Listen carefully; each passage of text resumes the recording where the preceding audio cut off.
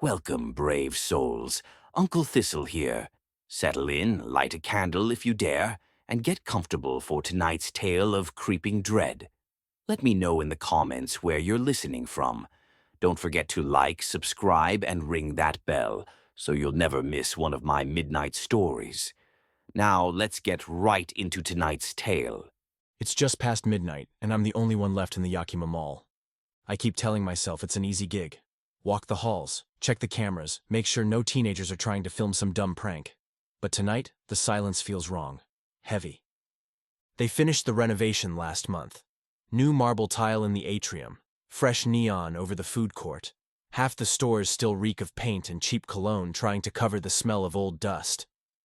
My boots slap against the tile with an echo that seems to answer me back, like someone's shadowing my steps. I hate that part. That hollow, repeating sound that makes it feel like I'm not alone. Sometimes, I stop. Listen. The HVAC rattles overhead, groaning like an old man in pain, its breath scraping through vents. There's a constant mechanical hum that feels alive. You can polish the floors and replace the light fixtures all you want, but you can't erase what's underneath. There's a boarded-up north wing they never mention in orientation. The doors are sealed with thick sheet metal, rust creeping through like bloodstains. Graffiti's so old it's just dark streaks now. And the basement? Management told me not to worry about it. Which is how you know you really should. I hear something clatter, far off, like a pipe dropped, or maybe something metal tipping over. I stop dead. My heart kicks in my chest. Hello? My voice sounds too loud in the empty corridor. It dies quick, swallowed by the stale air. No answer. I tell myself it's the building settling, old ductwork and water pipes. But I'm gripping my flashlight harder now. I head down the stretch they call Main Street, with its fake lampposts and little benches meant to make you forget you're shopping in Yakima. I step around a puddle where the roof must still be leaking, water dripping in a lazy, mocking rhythm. Ahead, the neon sign over the old pretzel stand flickers like a dying insect. It buzzes once, pops, and goes dark. Maintenance says they'll fix it. They never do. I check my watch. 12:07. Only 6 more hours to go. Then I hear it. The faint scrape of wheels. I stop breathing for a second, straining to listen. A shopping cart. Rolling slowly somewhere up ahead. Who the hell would be pushing a cart at midnight? My boots squeak as I pick up the pace. I follow the sound into the dollar store entrance. It's dark. The shelves casting long, crooked shadows filled with cheap toys and bleach bottles. But the noise is gone. The air is staler in here, like the renovation forgot this corner entirely. My flashlight beam jumps as my hand trembles. Nothing moves. Maybe the cart just rolled on its own, except it was steady. Deliberate. I swallow hard and turn around to check behind me. That's when I see it. In the glass storefront reflection, there's a shape. Tall. Thin, standing just behind me. My throat closes up. I spin so fast I nearly fall. No one. Just empty aisles. The HVAC kicks on again with a deep, shuddering groan. The cold air hits my sweat-soaked back and I flinch. My chest is tight. I'm breathing too fast. That wasn't my reflection. I'm sure of it. I fumble with my radio, pressing the button hard enough to hurt. "Base, this is Sam. Anyone copy?" The speaker only hisses. Silence. Of course. My voice cracks. I'm the only one on shift tonight. And I'm not alone. I listen hard, willing myself to calm down. That's when I hear them. Faint voices, whispering. I can't make out words, just the shape of them, curling through the aisles, slipping under the shelves. My breath hitches. Who's there? Nothing. The whispers fade like smoke. I stand frozen, straining my ears, trying to decide if I imagined it. My heartbeat is the only real sound left, crashing in my head. Eventually, I force my feet to move. I have to keep walking. The mall's not going to patrol itself. But I don't think it wants me here. And as I head back into Main Street, the shadows seem deeper than before. I keep moving down Main Street, but my stride's all wrong, short, halting. The floor feels sticky, like something spilled and was never cleaned. Every step makes me cringe at the sound, It's too loud in here somehow. The new tile reflects my flashlight back at me in pale, sterile flashes, but the shadows between stores swallow the light. I try the radio again. Just static. The hum of the ceiling vents fills the silence. A long, low moan. I tell myself I'm imagining the whispers, but they keep coming back, softer, teasing me. I sweep the concourse with my beam. The stores look bright and glossy during the day, but after midnight they're cages of glass and chrome. The mannequins in the department store window look half-human in the glare, caught in perpetual smiling poses. One of them has fallen over. I don't remember that from my last round. I shine my light inside, pressing close to the glass. The air smells stale and sour, even through the doors. I'm squinting at the toppled figure, wondering if I should go in and stand it up, when another mannequin in the back seems to twitch. My breath fogs the glass. I blink, hard. Nothing. But I'm not going in there tonight. I back away, muttering to myself, "Get it together, Sam. It's just a job. Just a shift." I force myself to turn, but I can't shake the feeling something's watching me. That whispering comes again. Closer now, slipping through the vents overhead like water through cracked pipes. I step faster, boots squeaking, trying to find any corner of the mall that doesn't feel alive. When I turn into the service hallway, it's darker than it should be. The bulbs overhead flicker like dying stars. And there's someone standing at the far end, a figure in the gloom, facing me, not moving. I lift my flashlight, my hand shaking so badly the beam jumps all over the walls. "Who's there?" No answer. I swallow hard, taste copper. I take a step forward, willing my voice steady. "You're not supposed to be here. Show me your hands."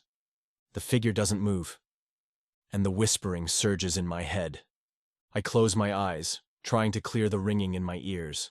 When I open them, the hallway is empty, but I can still hear breathing. I keep telling myself I'll report it in the morning. That's what we always do. File a form, shrug, blame it on the wind or a bum sleeping in the service hall. But I'm shaking now. I head back toward the main concourse, trying to calm my breathing. I make it halfway before I hear that goddamn shopping cart again. Metal squeaking on tile, slow, methodical.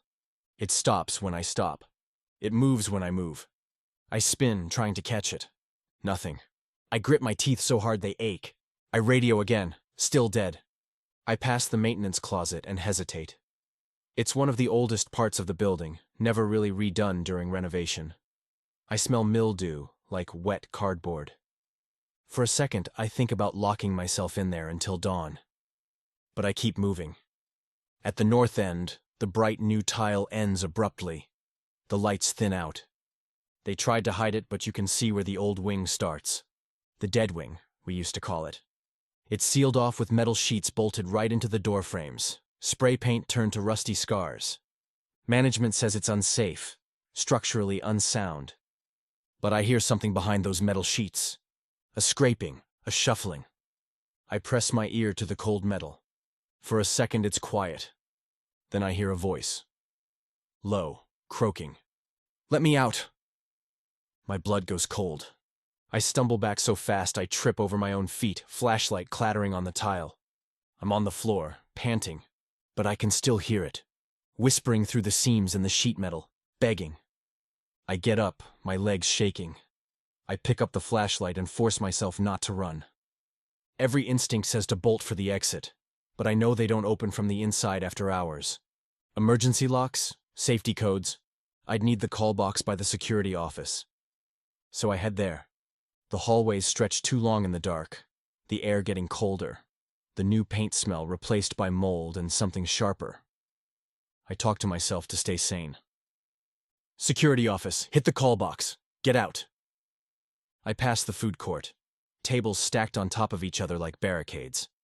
A soda machine still humming, rattling in the silence. My eyes catch movement in the glass storefronts. My own reflection, but wrong. It's moving before I do. I press forward, refusing to look again. The door to the office looms ahead, the keypad blinking its green-ready light. I fumble with my badge, hands slippery with sweat. It scans. The door unlocks with a mechanical thunk. Inside, the security monitors show grainy feeds of the concourse. Most are black. One has static. Another shows the north wing. But that's impossible. That camera was removed years ago. Yet there it is. A live feed, the sealed hallway. And on the screen, a figure in the dark, facing the camera. Smiling. I can't breathe for a second. My hand hovers over the console. The screen flickers, the static lines writhing like worms across that impossible camera feed. The figure is still there, watching, smiling in the dark. I blink, and the image jumps, a single frame of that face inches from the lens, mouth split wide, eyes empty hollows. Then the feed cuts to black. My own reflection stares back at me in the monitor glass, pale and sweating. I reach for the call box on the wall.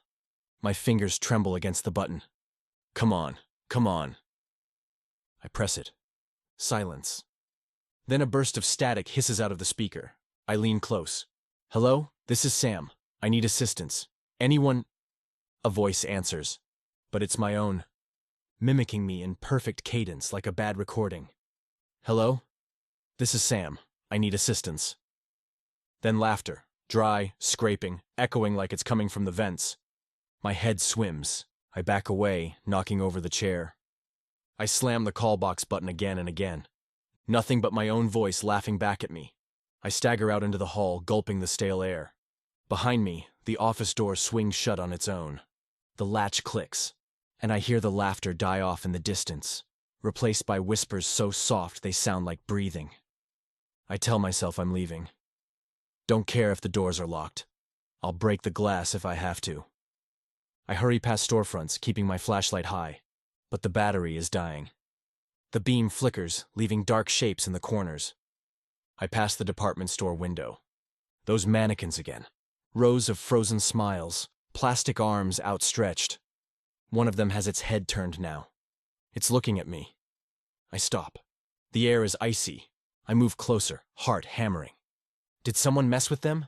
Another mannequin has shifted forward, one foot lifting off its stand like it was trying to step through the glass. My breath fogs the window. I see my own reflection, and behind it, movement, slow, deliberate.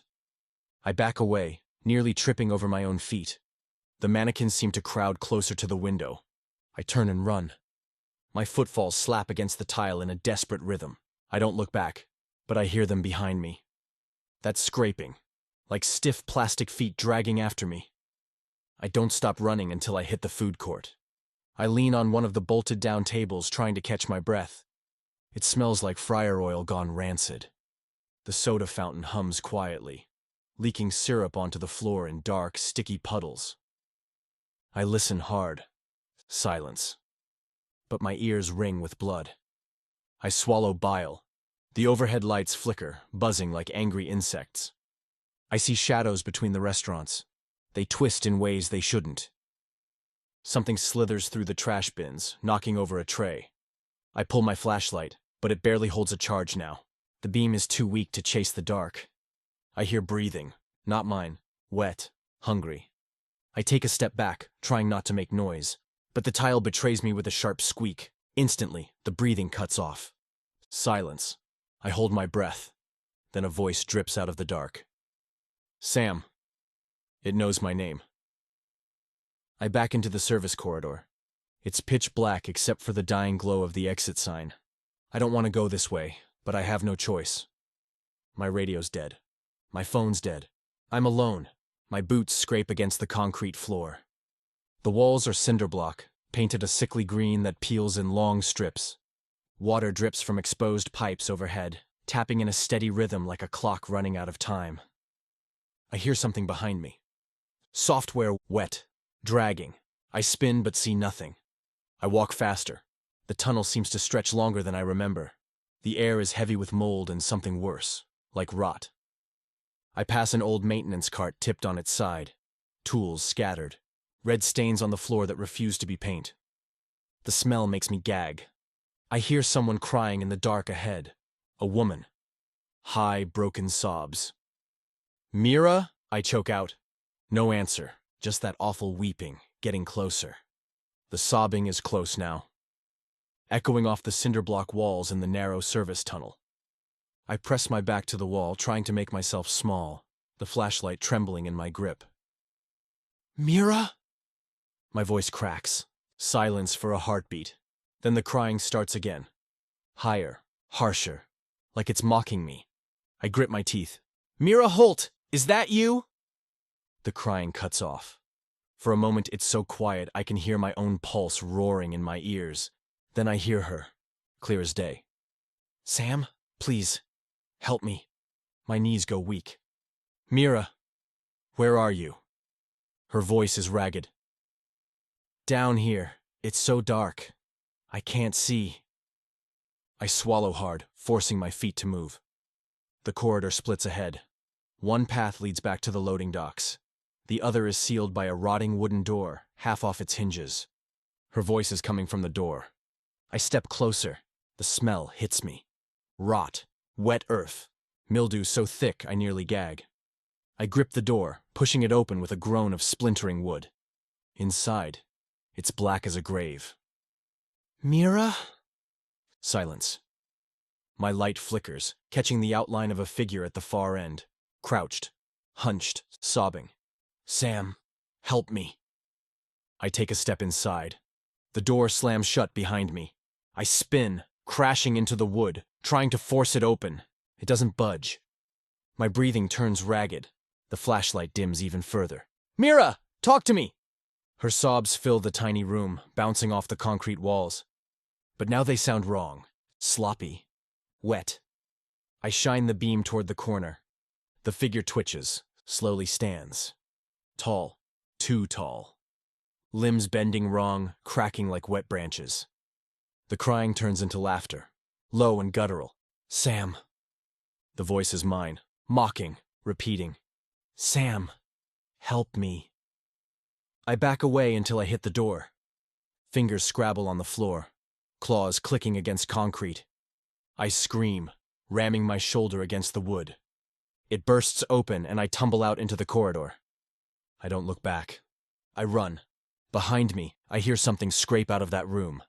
I slam the corridor door shut and keep running. My boots slip on the damp floor.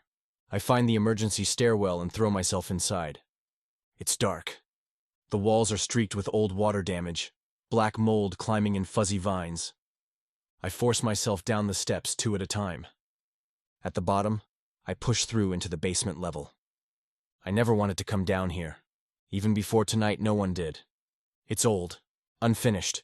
The renovation didn't touch it. My flashlight barely lights the concrete halls. But I see things. Shapes in the corners. Piles of old mannequins, limbs askew like a mass grave. One of them twitches. The air is colder than ice, freezing my sweat to my skin. I keep moving, teeth chattering. I turn a corner and find myself in a storage room lined with mirrors. Why the hell are there so many? Old dressing room cast-offs stacked against the walls. My light hits the glass. Reflections multiply in every direction. But they don't match me. Some are smiling, some are screaming, some are turning away, all of them watching. I back out of the mirror room slowly, my eyes watering. My skin feels raw, like the air itself is scraping me. I keep my light low, trying not to see too much. The basement corridor narrows. Concrete gives way to dirt walls, exposed where renovation crews tore through the old foundations. Roots hang like black veins, dripping with moisture. They pulse, like they're alive. I hear whispers in the dark. They're everywhere now, inside my head, repeating my name, promising safety, promising death. My knees threaten to buckle. I stumble forward, scraping my shoulder on the rough wall. Ahead there's a door set in the dirt, old, wood rotted and blackened. The hinges screech as I push it open. Inside, the earth opens into a small chamber. In the middle stands a twisted mass of roots and bones fused together. It's pulsing, breathing, waiting. The thing in the middle of the chamber seems to shiver as I step closer. My flashlight is nearly dead. Its beam is a sickly cone of yellow that shakes with every tremor in my hand. The roots pulse wetly, shifting against the dirt walls with quiet, slithering sounds. I see bones tangled in them. Skulls, Teeth. Scraps of fabric that might have been uniforms like mine, or clothes from shoppers who never made it out. I gag. The smell is overpowering now. Rot and old blood, mixed with the cold metallic tang of wet earth. I hear whispering. It isn't coming from the walls anymore. It's coming from inside my own skull. Sam. It knows me. Knows everything. The roots flex, tearing at the dirt, making the chamber bigger around me. I hear voices layered on top of each other, all calling my name in perfect mimicry. Some sound like children, some like old men. One of them sounds exactly like Mira. Help me! My flashlight flickers out. I'm in perfect darkness. But I can still see it, glowing in my mind. A mass of hunger. A mouth without form, feeding on fear, memory, myself. I try to scream, but the sound is swallowed. I don't know how long I'm standing there. Time doesn't work right in this place. My eyes adjust to the dark in awful ways. I see too much. The chamber walls crawl with thin, root-like fingers, all twitching as if sniffing for me. I can feel them brushing my ankles, probing, testing. I try to back away, but my feet feel rooted to the ground. My voice trembles. Why? What the fuck are you? The whispering inside me answers. Home. Hunger. Memory dot. I shake my head violently. I'm not food. A hiss of laughter. Everyone is. The roots surge, and I feel them press against my chest. I bat them away, fingers slick with some black, tarry sap that burns my skin. They recoil, hissing, but regroup immediately, snaking back. Let me go. Silence. Then Mira's voice, software but broken. Sam, please, don't leave me here. My throat closes. I see her face in my mind, pale and wet with tears, half buried in the roots. She opens her mouth to scream, and the roots erupt toward me. I don't remember breaking free, but I'm running now. My hands are slick with sap and blood, my own or someone else's. The tunnel walls scrape my shoulders. I slam through old doors that crumble like paper. I'm back in the mall proper. Lights flicker on and off. Alarms scream, then cut out. I stumble through the food court. Tables are overturned. Mannequins lie smashed, but their heads all swivel toward me as I pass. I hear them whispering my name. The security office door is open. Monitors show static. Then one screen flickers to life. It shows the basement, that chamber. The roots have grown. They're crawling up the walls, cracking concrete, flooding into the service corridors. Mira's face is there, fused into them. Her mouth opens. She says my name in perfect pleading agony. Sam! I punch the screen. Glass shatters. Blood runs down my knuckles. But her voice is still there, whispering from every vent, every shadow. I stagger to the exit doors, locked. No matter how hard I hit them, they won't budge. I fall to my knees. Outside, I can see the first gray light of dawn. But I can't reach it. The mall breathes around me. Warm, satisfied. And I hear my own voice join the whispers. Calling for help, echoing in the dark. Forever. Thank you, brave souls, for listening. I'm grateful you chose to spend your evening here. Leave a comment with your thoughts or the moment that made your skin crawl.